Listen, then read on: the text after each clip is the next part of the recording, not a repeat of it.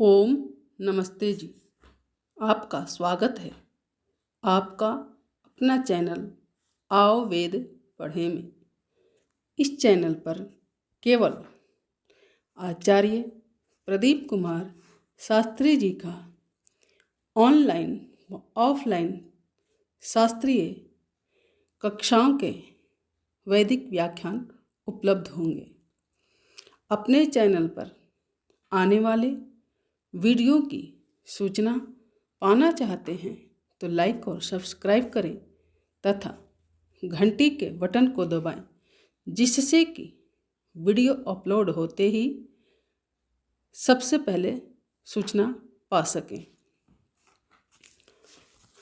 वेद पढ़ें पढ़ाएं, सुने सुनाएं, वेद का संदेश घर घर पहुंचाएं। ऋषि ऋण को चुकाएं, अपना कर्तव्य निभाएं, जीवन सफल बनाएं।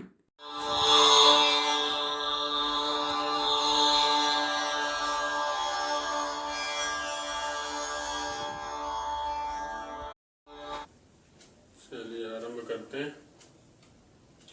ओम सहना भवतु सहनौ भुनक्तु सह वीर्यं करवावहै तेजस्विनावधीतमस्तु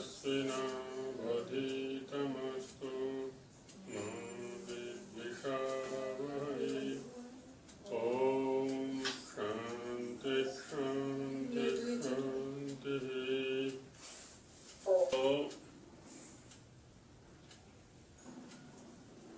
गत कक्षा में चर्चा की गई थी कि वेद और श्रुति ये दो नाम ऋग संहिता आदि के लिए कैसे प्रयोग में आते हैं, तो उसका व्याकरण के आधार पर स्वामी जी महाराज ने प्रतिपादन किया कि विद रूप 4 धातुएं हैं। इन धातुओं से अलग अलग अर्थों में है, जो कि घय आदि प्रत्यय करके वेद शब्द को सिद्ध किया जाता है।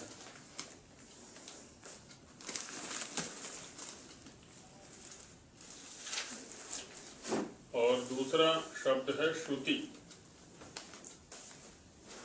श्रुति शब्द भी श्रु धातु से, श्रु श्रवणे धातु है, उससे 3 प्रत्यय करके बनता है।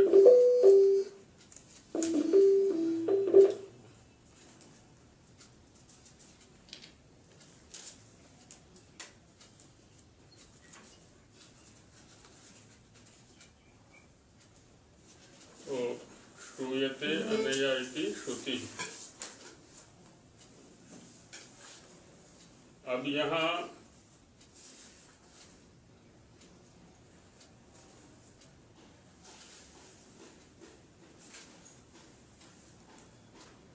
इन शब्दों पर यदि विचार करें, वेद और श्रुति, वेद का संबंध माने वेद शब्द का संबंध जहाँ मेरे साथ है, मेरे साथ माने पढ़ने वाले के साथ,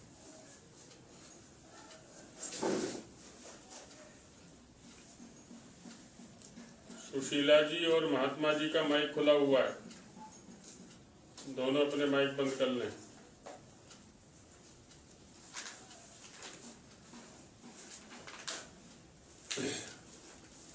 तो वेद शब्द का संबंध मेरे साथ है, मेरे साथ माने अध्येता के साथ है। देखिए इसकी जो व्युत्पत्ति दी हुई है ना, विदंती जानंती, कौन जानता है? जो पढ़ता है। पृथ्वी से लेकर के ईश्वर पर्यंत पदार्थों का यथार्थ ज्ञान जिसके अंदर है, किसके लिए है? जो पढ़ता है। इससे सभी सत्य विद्याओं को प्राप्त करते हैं। कौन करते हैं? जो पढ़ते हैं। और इसके आधार पर विचार करते हैं कौन? पढ़ने वाले। तो इस प्रकार से जो पढ़ने वाला है उसके लिए तो हुआ वेद शब्द, और श्रुति शब्द का संबंध हुआ दूसरे के साथ, क्योंकि सुनना सुनाना, ये क्रिया दी ना स्वामी जी महाराज ने वहां पर। वेद सब सत्य विद्याओं का पुस्तक है, वेद का पढ़ना पढ़ाना और सुनना सुनाना। तो सुनना सुनाने के लिए क्या है? दूसरा व्यक्ति है, दूसरे को सुनाना है और दूसरे से सुनना है। तो श्रुति का संबंध, श्रुति शब्द जो है वो दूसरे के साथ जोड़ रही है इस ज्ञान को। श्रुति शब्द इस ज्ञान को दूसरे के साथ जोड़ रहा है। तो इस प्रकार से दोनों शब्दों की सार्थकता हो जाती है, क्योंकि उच्चारण करने वाला जब उच्चारण करेगा तभी कोई सुनेगा उसको। अब आगे चलते हैं इसमें। न कस्यचित देहधारिणः सकाशात्, संस्कृत भाग में ही श्रुति शब्द पर हमने विचार किया था ना। तथा आदि सृष्टिमारभ्याद्य पर्यंतम ब्रह्मादि भी सर्वा सत्य विद्या श्रूयन्ते अनया सा श्रुति। सृष्टि के आदि से लेकर, यहाँ आदि सृष्टि शब्द का प्रयोग है।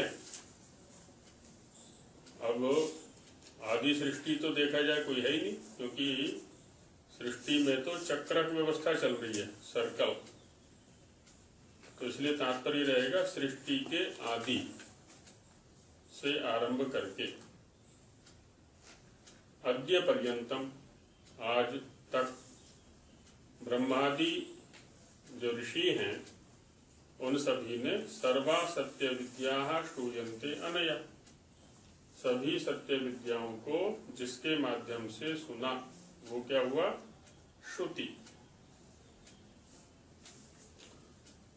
वेद और श्रुति शब्दों का निर्वचन दिखा करके, इनका अर्थ दिखा करके अब आगे कह रहे हैं स्वामी जी महाराज कि न कस्यचित देहधारिणः सकाशात् कदाचित कोपि वेदानाम रचनम दृष्टवान। क्योंकि वेदोत्पत्ति का विषय चल रहा है और बार बार इस बात को और दृढ़ किया जा रहा है कि ईश्वर में ही सामर्थ्य है, ईश्वर से ही इस ज्ञान की प्राप्ति हुई है, किसी देहधारी में नहीं। तो उसी वाक्य को कह रहे हैं यहाँ पर कि कस्यचित देहधारिणः, कस्यचित माने किसी, देहधारिणः देह धारण करने वाले, षष्ठी का एक वचन है ये, उपपद समास है यहाँ पर। देहम धरति इति देहधारी तस्य देहधारिणः। तो देहम धरति माने देह को धारण करता है। देह शरीर है ना, शरीरधारी कह लें या देहधारी कह लें, बात एक ही है। तो किसी शरीरधारी के सकाशात माने समीप से, सकाश क्या है? समीप से, कदाचित, कदाचित माने कभी भी, कोपि माने कोई भी, वेदानाम रचनम, वाक्य के आदि में न शब्द आया है, उसको यहां लगा लेंगे, न दृष्टवान, वेदों की रचना को नहीं देखा। किसी ने भी कभी भी किसी देहधारी से या देहधारी के समीप से वेदों की रचना को नहीं देखा। माने जितना भी इतिहास इस वैदिक परंपरा में उपलब्ध है, तो उसमें क्या है? उसने उससे पढ़ा, उसने उससे पढ़ा, एक श्रुति परंपरा उपलब्ध है। किसी भी आर्ष ग्रंथ को पढ़ेंगे ना हम, चाहे चरक को देखें, चाहे सुश्रुत को देखें, सूर्य सिद्धांत को देखें, या अन्य उपनिषदों को देखें, ब्राह्मण ग्रंथों को देखें, है है ना, पुराणों में भी है, आरण्य ग्रंथों में भी है। एक ऐतिह्य परंपरा उपलब्ध होती है ग्रंथों के आरंभ में ही लगभग, कि ये जो विद्या है ये कहाँ से चली और यहाँ तक कैसे पहुंची। तो वहाँ ऋषियों का उल्लेख है कि पहले, है ना, इसने पढ़ा, फिर उसने, उससे उसने पढ़ा, फिर उससे उसने पढ़ा, उससे उसने पढ़ा, ऐसे एक लंबी श्रृंखला वहां पर दिखाई हुई है। तो अध्ययन की परंपरा है, किसी भी शरीरधारी से आरंभ हुआ ऐसा नहीं है। तो उसी के आधार पर स्वामी जी महाराज यहाँ कह रहे हैं कि किसी भी शरीरधारी से इन वेदों की रचना को किसी ने नहीं देखा। कुतः, क्यों नहीं देखा? निरवयवेश्वरात् तेषां प्रादुर्भावात्। निरवयव, निरवयव माने अवयव रहित, जो ईश्वर है, निर्गतः अवयवेभ्यः निरवयवः, जो सभी प्रकार के अवयवों से बाहर है, माने किसी भी प्रकार का अवयव उसके पास नहीं है। या निर्गताः अवयवाः यस्मात्, ऐसा भी कर सकते हैं, है ना, बहुव्रीहि समास भी हो सकता है। निर्गताः अवयवाः यस्मात्, जिससे सारे अवयव बाहर हैं, या कोई भी अवयव ऐसा है जो उसके अंदर नहीं समा सकता। अवयव खंड, टुकड़ा, जैसे शरीर है हमारे पास, तो शरीर के अवयव हैं, अंग भी बोल देते हैं, अवयव के लिए अंग शब्द भी, अंगांगी भाव संबंध। जैसे वृक्ष होता है, वृक्ष क्या है? अवयवी, और उसके अवयव क्या है? पत्ता आदि जो है ना, पत्र है, पुष्प है, फल है, शाखा है, ये सब उसके अवयव हैं, जड़ है, तना है। तो ऐसे किसी, है ना, अवयव वाला वह नहीं है, सभी प्रकार के अवयवों से वो बाहर है। तो निरवयव का फिर ईश्वर के साथ कर्मधारय समास करेंगे। निरवयवश्च सह ईश्वरः, या निरवयवश्च असौ ईश्वरः, है ना, निरवयव जो ईश्वर, क्योंकि निरवयव ये विशेषण हो गया और ईश्वर विशेष्य हो गया। विशेषण और विशेष्य में कर्मधारय समास ही प्राय हुआ करता है। तो निरवयवश्च सह ईश्वरः निरवयवेश्वरः, तस्मात्, उस निरवयव ईश्वर से, तेषां माने वेदानाम, उन वेदों का प्रादुर्भावात्, प्रादुर्भाव होने के कारण से। अब देखिए, निरवयवेश्वरात् में अपादान पंचमी हो गई और प्रादुर्भावात् में हेतु पंचमी हो गई। प्रादुर्भाव जो है वो हेतु है और निरवयव ईश्वर जो है वो अपादान है। तो निरवयव ईश्वर से ही उनका प्रादुर्भाव हुआ है। एक होता है प्रादुर्भाव और दूसरा होता है तिरोभाव। प्रादुर्भाव माने प्रकट होना और तिरोभाव माने छिप जाना। प्रादुर्भाव और तिरोभाव, है ना, ऐसे आते हैं शब्द। तो वहां जैसे प्रकृति से ये सारे के सारे द्रव्य प्रादुर्भूत हो जाते हैं, प्रकट हो जाते हैं, और अंत में फिर प्रकृति में ही इनका लय हो जाता है, तिरोभाव हो जाता है, छिप जाते हैं वहीं पर।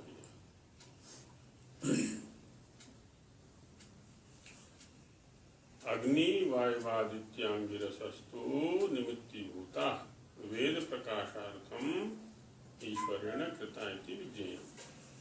कहते हैं कि अग्नि, वायु, आदित्य और अंगिरा जो ऋषि हैं, ये चार, वे तो निमित्ती भूता, निमित्त बनाए, किस लिए? वेद प्रकाशार्थम, वेद को प्रकाशित करने के लिए, प्रकट करने के लिए, वेदों का प्रादुर्भाव करने के लिए। किसने? ईश्वर ने। तो ईश्वरेण अग्नि वायु आदित्यांगिरसस्तु वेद प्रकाशार्थम निमित्तीभूता कृता इति विज्ञेयम्। तो उनको निमित्त बनाया, है ना, किसी न किसी के निमित्त से ही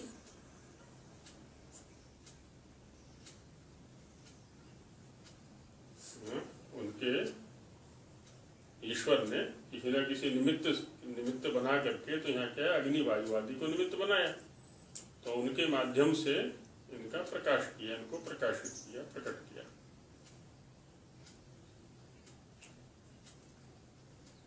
तेषाम निमित्ती भूता क्या है? निमित्ती भूता, ये भी समास है, इसको गति समास बोलते हैं। जो निमित्त नहीं है वो निमित्त हो गए।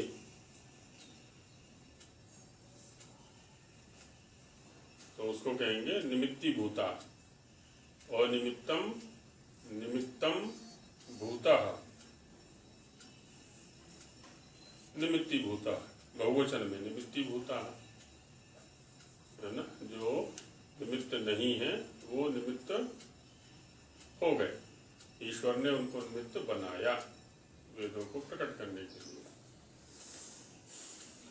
तेषां ज्ञानेन वेदानाम अनुत्पत्ति, तेषां माने ऋषिणाम, अग्नि वायुवादी जो ऋषि हैं उनके ज्ञान से वेदों की उत्पत्ति न होने से, अनुत्पत्ति है ये भी हेतु में पंचमी है, उत्पत्ति शब्द का पंचमी का रूप है। तो उन ऋषियों के ज्ञान से वेदों की उत्पत्ति न होने से, वेदेषु शब्दार्थ संबंधाः परमेश्वरादेव प्रादुर्भूता। शब्द, अर्थ और संबंध, है ना, तीन तत्व हैं ये। जब हम किसी शब्द को बोलते हैं या सुनते हैं, है ना, उच्चारण करते हैं अथवा श्रवण करते हैं, तो वहाँ ये तीनों तत्व वहाँ रहने चाहिए, तभी हमें पकड़ में आएगा कोई शब्द। शब्द माने ध्वनि, जो वाणी का विषय है और श्रोत्र का विषय है। वक्ता ने उच्चारण किया और श्रोता ने सुना, इस ध्वनि को हम शब्द कहते हैं। इस शब्द का कोई अर्थ है, जैसे हम सभी के सामने पुस्तक रखी हुई है, ऋग्वेद आदि भाष्य भूमिका। अब इस द्रव्य के लिए, इस द्रव्य के लिए जो हमारे सामने रखा हुआ है, पुस्तक शब्द है, और सामने हमारे कोई द्रव्य रखा हुआ है, वह अर्थ है। किसका? पुस्तक शब्द का। पुस्तक शब्द और उस द्रव्य में एक संबंध है। क्या संबंध है? हमारे सामने पेन भी रखा हुआ है, कलम भी रखा हुआ है, उसको हम पुस्तक नहीं कह रहे, क्योंकि उस द्रव्य के साथ में पेन शब्द का संबंध है। कुर्सी शब्द के साथ में जिसको हम कुर्सी कह रहे हैं, उस द्रव्य का संबंध है। तो प्रत्येक शब्द का अपने अपने अर्थ के साथ में एक विशेष संबंध है, जिससे कि किसी शब्द का उच्चारण होते ही श्रोता उस अर्थ पर पहुंच जाता है। तो जब तक ये तीनों तत्व ज्ञात नहीं होंगे, तब तक हमें किसी भी शब्द या अर्थ का बोध नहीं हो सकता। माने किसी एक चीज का बोध हो जाए हमें, कोई वस्तु सामने रखी हुई है हमारे सामने, कैसे? जैसे हम जंगल में जा रहे हैं घूमने, तो बहुत सारे पौधे खड़े हुए हैं वहां पर। अब पौधे के रूप में तो ज्ञान है हमें, लेकिन ये है क्या हमें नहीं पता। क्यों नहीं पता? क्योंकि किसी विज्ञ व्यक्ति ने कभी हमें बताया ही नहीं कि इस पौधे को यह कहते हैं। एक दिन एक ने बता दिया कि देखो ये जो पौधा खड़ा हुआ है ना, इसको कहते हैं अपामार्ग, या इसको कहते हैं धतूरा। अब क्या हुआ, अब तक जो द्रव्य हमारे सामने एक सामान्य था, किस रूप में, पौधे के रूप में, अब वो विशेष रूप में आ गया हमारे सामने एक शब्द के माध्यम से, अपामार्ग। और जिस व्यक्ति ने हमें बताया ना कि इसको अपामार्ग कहते हैं, उसे तीनों तत्वों का बोध था। क्या, शब्द का भी, अर्थ का भी, और इन दोनों के बीच में संबंध का भी। तभी तो वो हमें बताने में समर्थ हुआ और हम जानने में समर्थ हुए। तो इसी प्रकार से वेद के भी प्रत्येक शब्द के साथ में यही स्थिति है। शब्द हैं वेद के अंदर, उनका कोई अर्थ है, और उस अर्थ के साथ में प्रत्येक शब्द का कोई संबंध है। सामान्य रूप से शब्द का अर्थ के साथ जो संबंध होता है ना, जैसे हमने पीछे 3 वृत्तियों की चर्चा की थी, अभिधा, लक्षणा और व्यंजना। तो जब अभिधा वृत्ति से बोध होता है हमें, तो शब्द और अर्थ का संबंध क्या हो गया, शब्द हो गया अभिधायक और अर्थ हो गया अभिधेय। तो इस संबंध को हम बोलेंगे अभिधायक अभिधेय संबंध, है ना। कब बोलेंगे, जब अभिधा वृत्ति में बोध हो रहा है हमको, शब्द अभिधायक हो गया और अर्थ अभिधेय हो गया। इसी को दूसरे शब्दों में वाच्य वाचक भाव संबंध भी कह देते हैं। अर्थ वाच्य है और शब्द वाचक है। और जब लक्षणावृत्ति से हम किसी अर्थ का बोध करते हैं या कराते हैं, तो वहां पर लक्ष्य और लक्षण संबंध हो गया। अर्थ लक्ष्य है और शब्द उसका लक्षण हो गया, क्योंकि शब्द के द्वारा उसको लक्षित किया जा रहा है। और जब व्यंजनावृत्ति का प्रयोग करते हैं, तो वहां पर व्यंग्य व्यंजक भाव संबंध हो गया। अर्थ व्यंग्य है और शब्द व्यंजक है। तो ऐसे शब्द और अर्थ के मध्य में और भी कई प्रकार के संबंध होते हैं। ये तो प्रधान रूप से 3 वृत्तियों के माध्यम से हम शब्दों का प्रयोग करते हैं। तो इस प्रकार से अभिधेय अभिधायक भाव संबंध, लक्ष्य लक्षण भाव संबंध, या व्यंग्य व्यंजक भाव संबंध, है ना, शब्द और अर्थ के बीच में, या वाच्य वाचक भाव संबंध, वो पहले वाले में ही है। अभिधेय अभिधायक जो पहला वाला था ना, उसी को हम वाच्य वाचक भाव संबंध भी कह सकते हैं।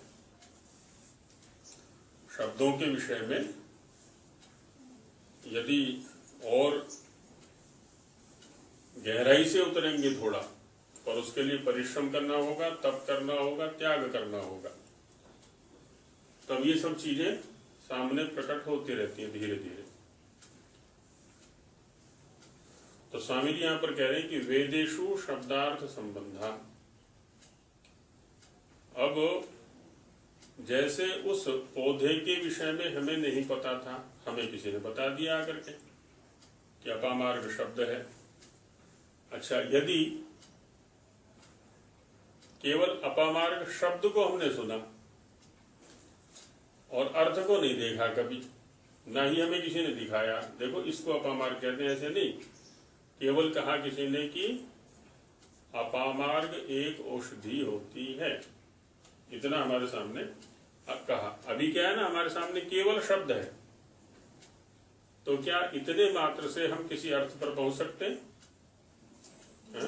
उसको किसी को कहा जाए कि अपामार्ग एक औषधि होती है, जाओ जंगल से उखाड़ के ले आओ, अब बुला ही नहीं सकता, क्योंकि जंगल में तो सैकड़ों औषधियां खड़ी हुई है। वो तब तक नहीं ला सकता जब तक कि इस शब्द का उस अर्थ के साथ में संबंध न बता दिया जाए किसी विज्ञ के द्वारा। अब हमारे साथ में क्या समस्या होती है कि हम वेदों को पढ़ते तो हैं, मंत्रों का उच्चारण करके आहुतियां भी देते हैं, लेकिन अर्थ का तो पता ही नहीं। गायत्री मंत्र का जप करना चाहिए, शब्द शब्द है हमारे पास, अर्थ का तो पता ही नहीं। किसी कार्यक्रम का आरंभ विश्वानी देव से करना चाहिए, अब विश्वानी देव का तो पता ही नहीं हमें, इसकी क्या कह रहा है। किसी कार्यक्रम की समाप्ति शांति पाठ से करनी चाहिए, अब शांति क्या है, देव क्या है, हमें पता ही नहीं। तो क्या हुआ, हमारे पास शब्द है केवल, अर्थ नहीं है, इसलिए हम उससे यथोचित लाभ नहीं ले सकते किसी भी जन्म में।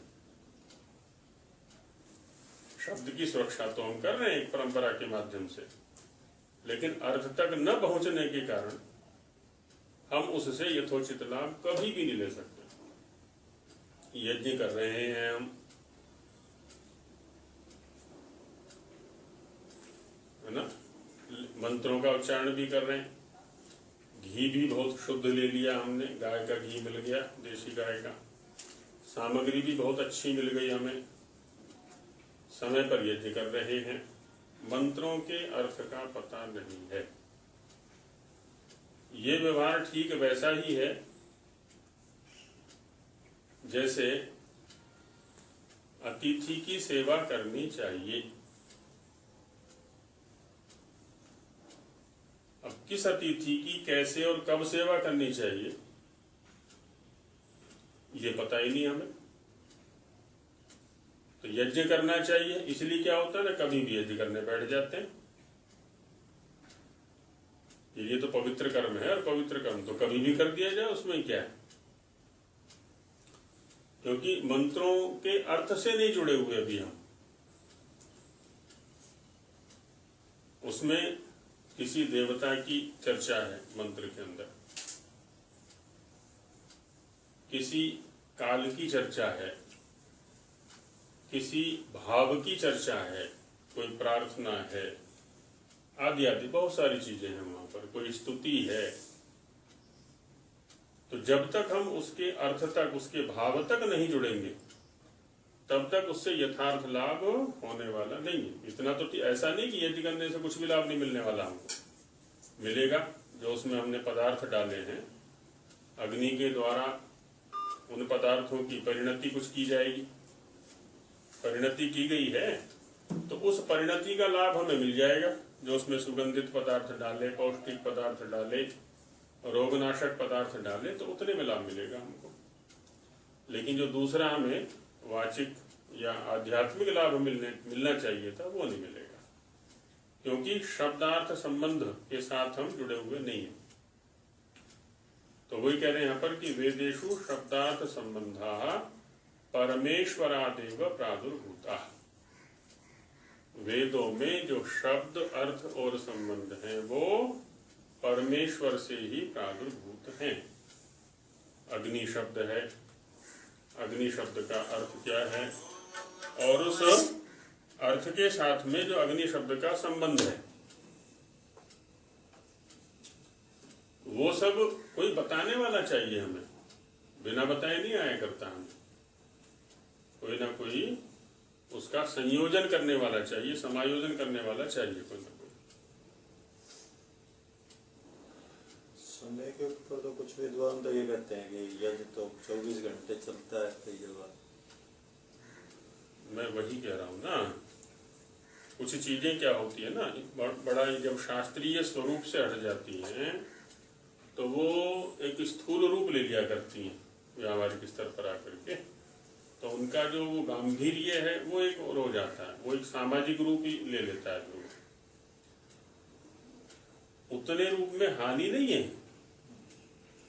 जब हम वो करेंगे, उसमें घी डाल रहे हैं, सामग्री है, संविधाएं बहुत अच्छी हैं, और एक कुंड विशेष प्रकार का हमने बनाया है, तो जो आदि भौतिक लाभ है वो तो मिलेगा, उससे तो कोई नहीं रोक सकता, वो तो मिलना है। लेकिन जो एक आध्यात्मिक लाभ है, जो काल विशेष में ही मिलने वाला था, वो नहीं मिलने वाला। जैसे हमें कोई रोग हुआ, हम वैद्य जी के पास गए, तो तो वैद्य जी ने हमें औषधि दे दी कि इस औषधि का सेवन कर लेना और चिकित्सा हो जाएगी, ठीक हो जाओगे, रोग दूर हो जाएगा। ये नहीं बताया उन्होंने कि कब लेनी है, तो कब लें उसको। यदि कभी भी ले लेंगे तो रोग बढ़ भी सकता है, क्योंकि प्रत्येक रोग का समय निश्चित है। कुछ वात प्रधान होते हैं, कुछ कफ प्रधान होते हैं, कुछ पित्त प्रधान होते हैं। कफ प्रधान रोग प्राय प्रातः काल हुआ करते हैं, पित्त प्रधान मध्याह्न में होते हैं, वात प्रधान सायंकाल होते हैं। ऐसी रात्रि का भी 3 उसमें वर्गों में बांटा हुआ है। ऐसी प्रत्येक क्रिया को 3 में बांटा हुआ है। अब है ना, कफ शामक औषधि है तो प्रातः काल लेनी है, आदि आदि। ऐसे ही कुछ औषधियां हैं जो भोजन के पहले लेनी होती हैं, कुछ है भोजन के मध्य में लेनी है, कुछ है कि भोजन के अंत में लेनी है। तो जिस औषधि का जो काल निर्धारित है, यदि हम उसी समय में उस औषधि का सेवन करेंगे तभी वह गुणकारी होगा, आगे पीछे कर देंगे नहीं। इसीलिए कर्मकांड के जो प्राचीन ग्रंथ हैं उनमें क्या है ना, काल का समय, इसका कर्म का समय निर्धारित कर दिया कि इस समय करना है। जैसे अग्निहोत्र का समय निश्चित किया कि सूर्योदय और सूर्यास्त। अब कहते हैं उस समय ना कर पाए तो कहते हैं उसके लिए प्रायश्चित करना पड़ेगा। अच्छा, उसके लिए प्रायश्चित लिखा हुआ है। फिर वो प्रायश्चित इसीलिए लिखा हुआ है कि क्योंकि उस समय करने पर ही उसका लाभ मिलने वाला है, आगे पीछे करने पर नहीं मिलेगा।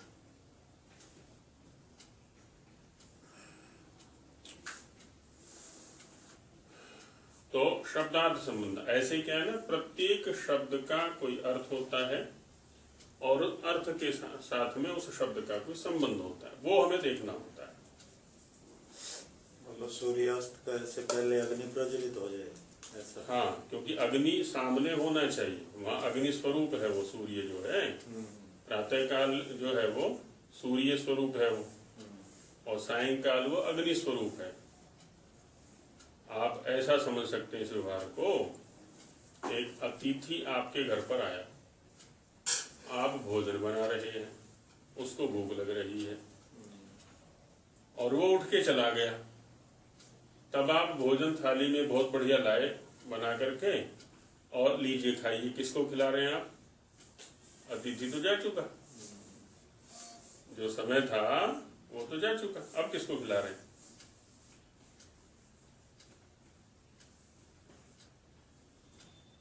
समिधाग्निम मंत्र बोलते हैं ना, समिधाधान में, समिधाग्निम घृतैर्बोधयता अतिथिम, वहां पर अतिथि शब्द आया हुआ है। समिधाग्निम दुवस्यता घृतैर्बोधयता अतिथिम। दुवस्यता माने देखो ये वहां पर वो मंत्र कह रहा है। यहाँ पर समिधा माने समित के द्वारा, समिधा के द्वारा, दुवस्यत इसकी परिचर्या करो, इसकी सेवा करो। अग्निम अतिथिम बोधयत, ये जो अतिथि रूप में अग्नि जिसका अभी आह्वान किया है ना, इसको प्रज्वलित करो, आदि आदि। तो ऐसे ही वो प्रातः काल और सायंकाल वो आ रहा है अतिथि हमारे पास में, उसका सेवन करना है, वो तो जा चुका। अब वो लाभ मिलने वाला नहीं, दूसरे लाभ मिल जाएंगे आपको, ठीक है, जो स्थूल लाभ हैं वो मिल जाएंगे।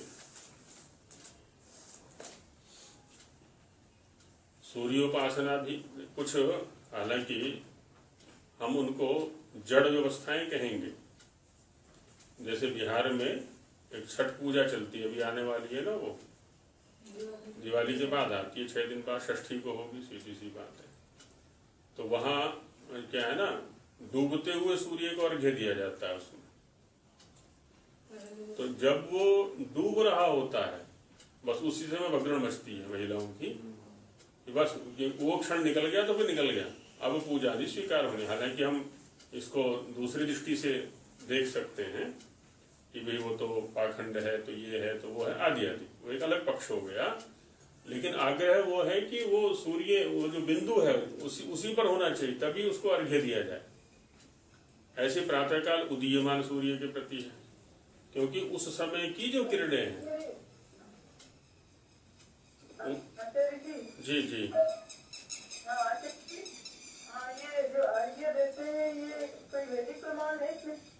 मैंने पहले ही कह दिया, उस पक्ष पर हम नहीं जाएंगे कि वो क्रिया उचित है कि अनुचित है, वो पाखंड है कि वैज्ञानिक है, इस बात पर हम चर्चा नहीं करेंगे। मेरा तो उदाहरण जो था ना, केवल इस प्रसंग में देने का था कि जिस समय सूर्य अस्त हो रहा है या जिस समय सूर्य उदय हो रहा है, उसी समय, माने हम ये भी कह सकते हैं कि वो यज्ञ का विकृत रूप है। थोड़े समय के लिए हम ये कह सकते हैं कि वो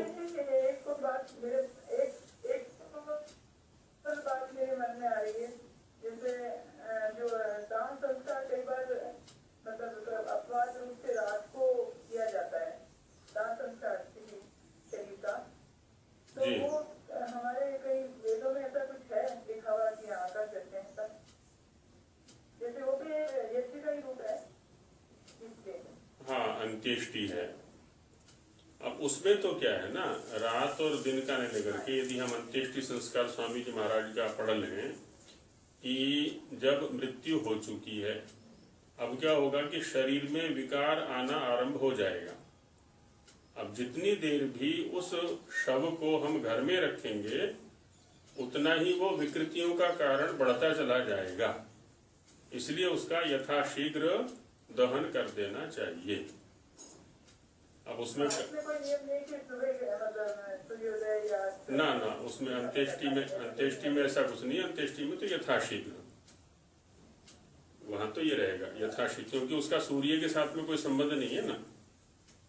नहीं, पर वो यज्ञ रूप के उसमें कई लोग कहते हैं हमारे जो भी संस्कार होते हैं सभी सूर्योदय या सूर्यास्त के समय किए जाते हैं। जो भी संस्कार वो हमारे हाथ में है, अंत्येष्टि हमारे हाथ में नहीं है। जैसे मृत्यु हमारे हाथ में नहीं है ना, कब हो गई। हाँ, पर अन्य लोग भी तो करते हैं, जैसे पुत्र है तो पुत्र करेगा, वो अन्य लोग करेंगे ना। नहीं, वो तो ठीक है, लेकिन इसका संबंध मृत शरीर के साथ है। मृत शरीर को जितना लंबे काल तक हम घर में रखेंगे, उतना वो विकारों का कारण बनता चला जाएगा। उससे जोड़े इसको। अन्य क्रियाएं तो हमारे हाथ में है, अन्य जो संस्कार हैं वो तो हमारे हाथ में, सारे गर्भाधान से लेकर के और संन्यास पर्यंत जितने भी, तो हमारे हाथ में। माने जब हम सामर्थ्यशाली हैं तब वो हमारे हाथ में, तो उनको तो हम कर सकते हैं अपने हिसाब से। लेकिन ये इसका संबंध चूंकि मृत्यु के साथ है, अब जब भी मृत्यु हुआ है तो उसका यथाशीघ्र अंत्येष्टि कर दी जाए, उसमें ये है।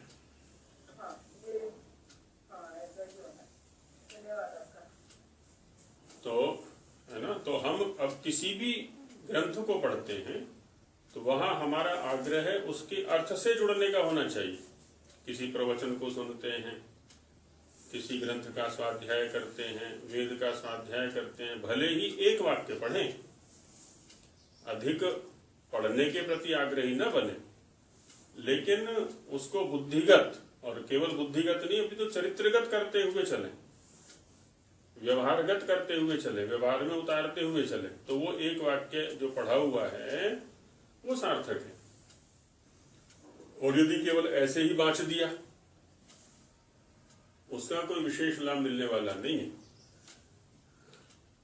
तो वही कह रहे हैं कि वेदेषु शब्दार्थ संबंधः परमेश्वरादेव प्रादुर्भूताः।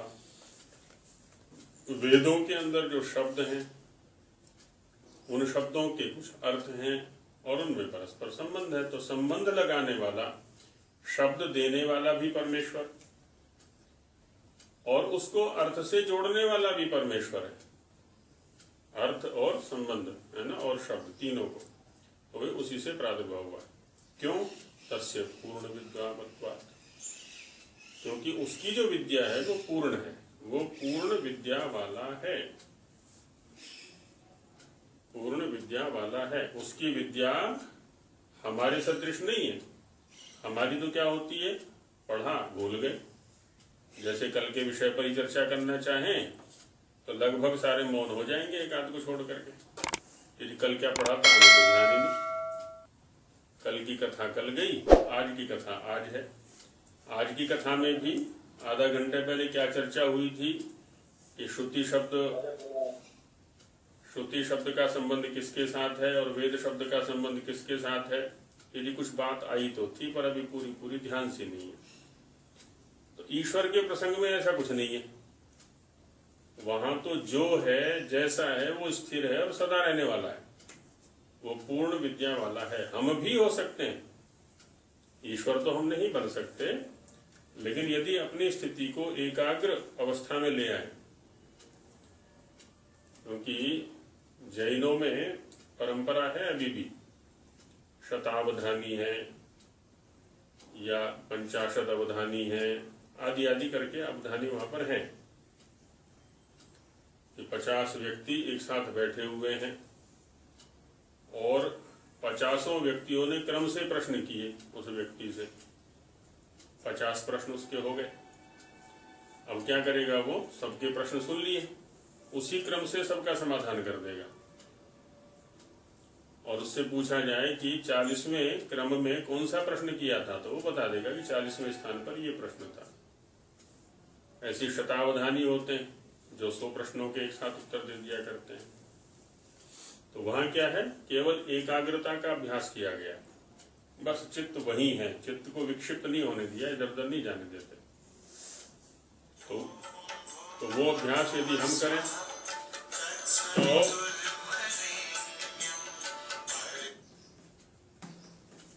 हमारा भी वो अभ्यास बन सकता है।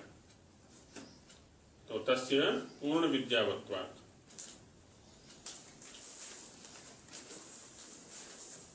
समास की दृष्टि से देखें तो शब्दार्थ संबंधा है ना, यहाँ पर क्या होगा? द्वंद्व समास। शब्दश्च अर्थश्च संबंधश्च इति शब्दार्थ संबंधा, इसको कहते हैं इतरेतर योग द्वंद्व। परमेश्वर शब्द का उच्चारण करते हुए कई वर्ष हो गए सभी को। तो परमेश्वर शब्द का क्या अर्थ है? परम जमा ईश्वर। तो परम और ईश्वर का क्या संबंध है? जो सबसे बड़ा है परम। हाँ जी। तो जो परम क्या है? यहाँ पर विशेषण है। परम जो है ना, विशेषण है। तो ईश्वर एक है कि अनेक हैं? फिर यहाँ परम विशेषण क्यों दिया? क्योंकि विशेषण तो वहां दिया जाता है जहां पर अनेक हो। जैसे नील कमल, नील विशेषण है और कमल विशेष्य है। नील, यदि कमल केवल नीले रंग का ही हो तो नील कहने की आवश्यकता है क्या? यदि कमल केवल नीले ही रंग का होता हो तो नील कहने की आवश्यकता नहीं, बस कमल कह देंगे। जो नील शब्द साथ में प्रयुक्त हो रहा है, इससे ये पता चल रहा है कि कमल कई रंगों का होता है। ठीक है, श्वेत रंग का भी होता है, लाल रंग का भी होता है, आदि आदि कई रंगों का होता है। तो वैसे ही ईश्वर के साथ में परम विशेषण दिया है। इसका मतलब हो गया कि ईश्वर भी अनेक होते हैं। जी बोलिए।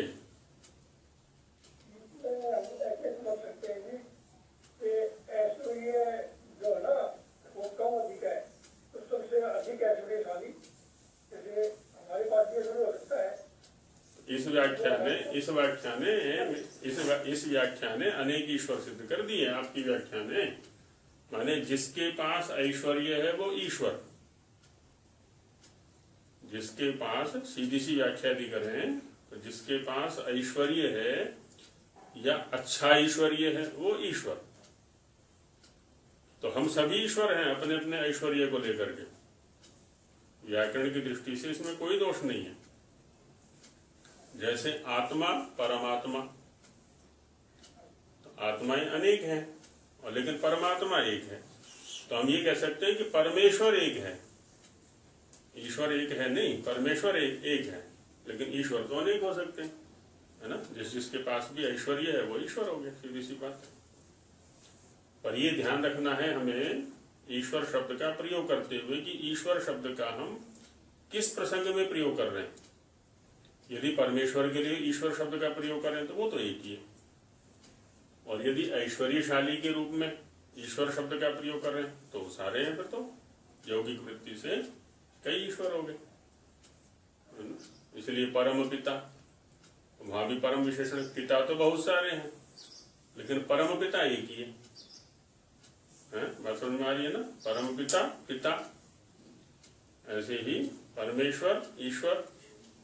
परम का मतलब यही होगा ना, सबका पिता वही है। हाँ, तो परम गुरु, परम हो गया। परम गुरु, गुरु है ना, गुरु, गुरु बहुत सारे हैं लेकिन परम गुरु एक ही है, ऐसा रहेगा। तस्य पूर्ण विद्यावत्वात्, उसके पूर्ण विद्या वाला होने से। तो परमेश्वर में क्या समास हो गया? कर्मधारय। परमश्चासौ ईश्वरः परमेश्वरः, या परमश्च सह ईश्वरः परमेश्वरः।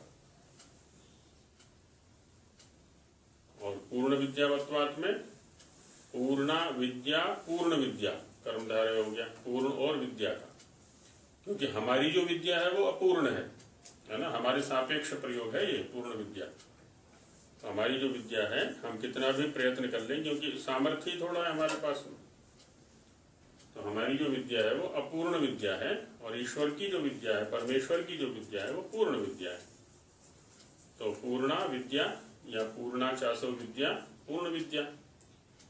और पूर्ण विद्या विद्यते अस्य इति पूर्ण विद्यावान।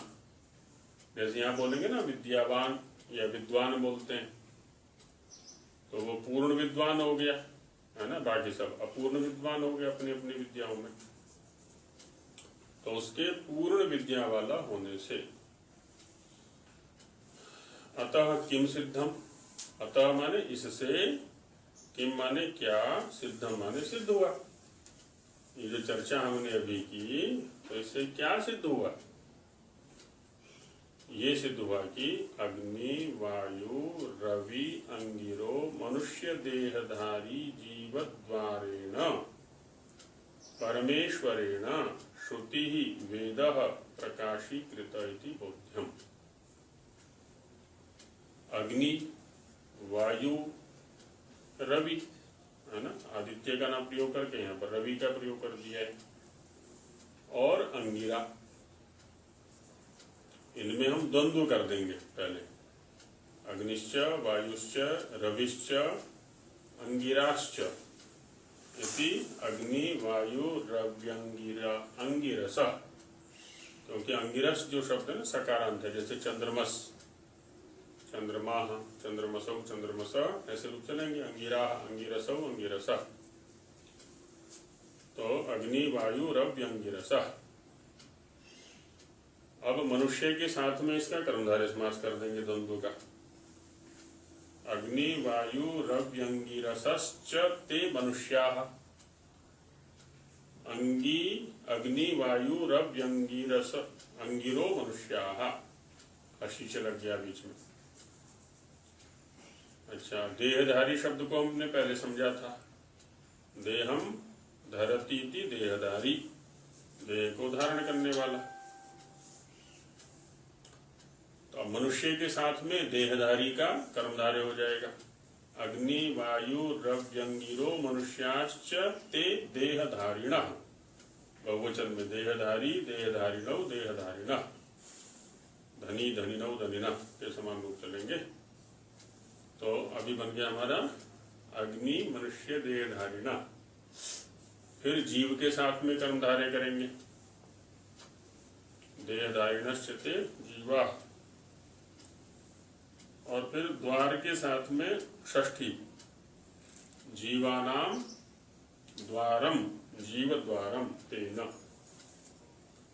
तो अग्नि वायु रवि अंगिरा में द्वंद्व, मनुष्य के साथ कर्मधारय फिर उनका हो गया, आगे देहधारी के साथ कर्मधारय हुआ, फिर जीव के साथ में कर्मधारय हुआ, और द्वार के साथ में षष्ठी। तो इसलिए तात्पर्य हो गया अग्नि वायु रवि और अंगिरा, जो मनुष्य, कैसे, देहधारी जीव,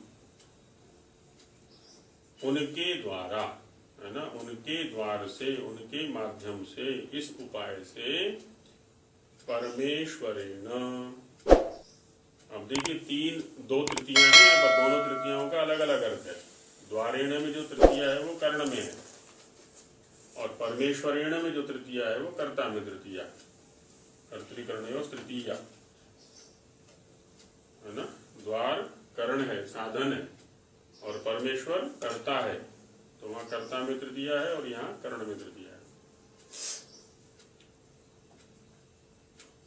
श्रुति ही वेद, है ना। श्रुति अर्थात वेद, श्रुति भी कहते हैं, वेद भी कहते हैं, इसके ऊपर चर्चा पहले कर चुके हैं। प्रकाशीकृतः, इसको प्रकाशित किया। प्रकाशीकृतः भी वैसा ही है जैसे निमित्तीभूता समास था ना, पहले प्रकाश में नहीं था, जो उसको प्रकाशित कर दिया तो वो प्रकाशीकृत हो गया। तो अप्रकाशः प्रकाशः कृतः, है ना, इसका जो विग्रह करेंगे ना इस प्रकार के समासों का, तो वो करेंगे अप्रकाशः प्रकाशः कृतः, प्रकाशीकृतः, है ना। अप्रकाशः माने जो प्रकाश में नहीं है, अप्रकाशः प्रकाशः कृतः, उसको प्रकाश कर दिया, उसको प्रकाशित कर दिया, तो वो आएगा प्रकाशीकृतः। जहां पर ये बीच में ई आता है ना इस प्रकार के समासों में, वहां दो स्थितियों को दिखाया जाता है, एक पहले वाली स्थिति, एक बाद वाली स्थिति। ये जो ई है ना बीच का, वो दो स्थितियों को दिखला रहा है। ये ई ये बता रहा है मध्य वाला कि पहले वो प्रकाशित नहीं थे, बाद में प्रकाशित हो गए। जैसे शुक्लीकृतः पटः, शुक्लीकृतः पटः माने सफेद किया हुआ कपड़ा। तो शुक्ली में जो ई बैठा हुआ है बीच में, वो ये बता रहा है कि ये जो कपड़ा है ना पहले सफेद नहीं था, इसको बाद में सफेद किया गया है। ये ई ने बताया हमको। पूर्वावस्था और उत्तरावस्था दोनों से परिचय करा रहा है हमारा ये ई जो बीच में बैठा हुआ है। तो वैसे ही प्रकाशीकृत में जो ई है, ये हमें बता रहा है कि पहले प्रकाशित नहीं थे लेकिन अब प्रकाशित हुए। कब? जब ईश्वर ने किए ऋषियों के माध्यम से, देहधारी जो जीव मनुष्य हैं, अग्नि आदि, उनके माध्यम से जब वो प्रकाशित किए तब वो प्रकाश में आ गए। इति बोध्यम, ऐसा जानना चाहिए। तो जो शंकाएं पहले की जा रही थी, ऋषियों ने बनाए, ब्रह्मा जी ने बनाए या व्यास जी ने बनाए आदि आदि, वो सब बातें यहाँ पर आकर के निर्मूल हो जाती हैं कि केवल परमेश्वर का ही सामर्थ्य है। हमें नैमित्तिक ज्ञान प्राप्त करने के लिए कोई ना कोई निमित्त चाहिए, और वो ईश्वरीय है। सृष्टि के आदि में शब्द भी वही देता है, अर्थ भी वही देता है। अर्थ माने ये सारा का सारा संसार, और इनका संबंध भी वही जोड़ता है कि किस शब्द का किस अर्थ के साथ में संबंध। जब तक हमें कोई आज भी बताने वाला ना हो तो हमें पता ही नहीं चलता कुछ भी। तो ये बात सिद्ध हो गई, ऐसा जानना चाहिए। तो जी पीछे का जो प्रश्न था वो पहले करवाना था आपने, मैंने प्यार से हुआ था कुछ। हाँ जी, शनिवार को करवाया था ना, जो आज आपने सुनना था। चलिए कल को सुनेंगे, फिर आपसे पहले वही सुन लेंगे। ठीक है, जो तैयार है आज वाला भी तैयार कर लेना। जी जी हाँ आचार्य, आपने जब आपने शनिवार को पूछा था तो मैं सुन नहीं पाई। आपने पूछा था मुझसे, लेकिन मैं सुन नहीं पाई थी। अच्छा अच्छा, हाँ कभी कभी माध्यम में व्यवधान हो जाता है। हाँ। तो चलिए अब ये जो प्रकरण, एक बात है जी बोलिए। ये मनुष्य देहधारी जीव द्वारेण, ये जो लिखा है धारी जीव द्वारेण जी, तो इसमें जैसे अग्नि वायु ये जो भी है रवि अंगिरो, ये सभी चारों विषयों के नाम आ गए, ये द्वंद्व समास हो गया जी। लेकिन जो मनुष्य देहधारी ये भी समझ में आ रहा है, लेकिन जीव द्वारेण द्वार का प्रयोग भी किया है और ऋण भी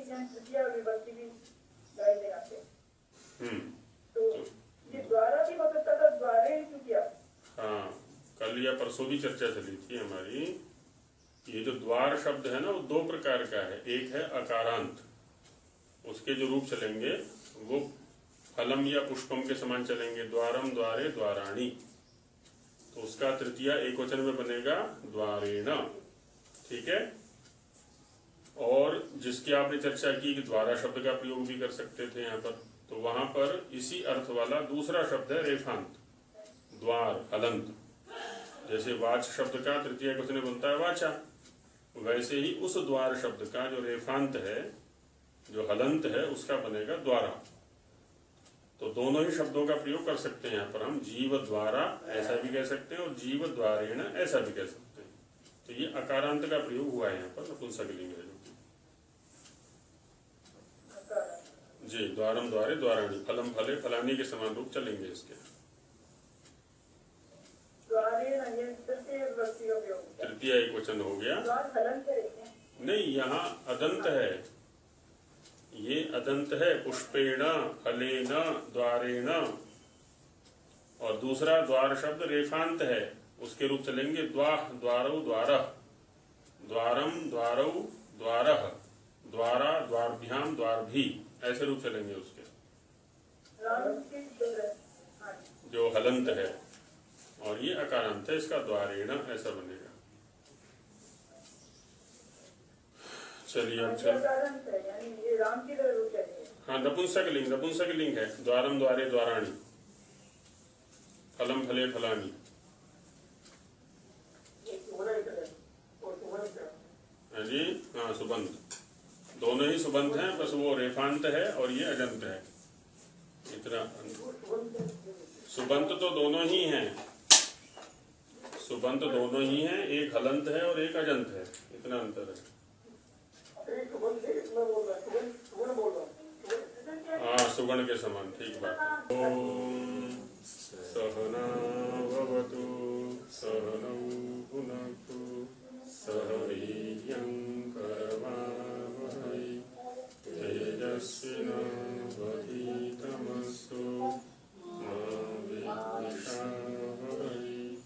ओम शांति शांति शांति। सभी को नमस्ते जी।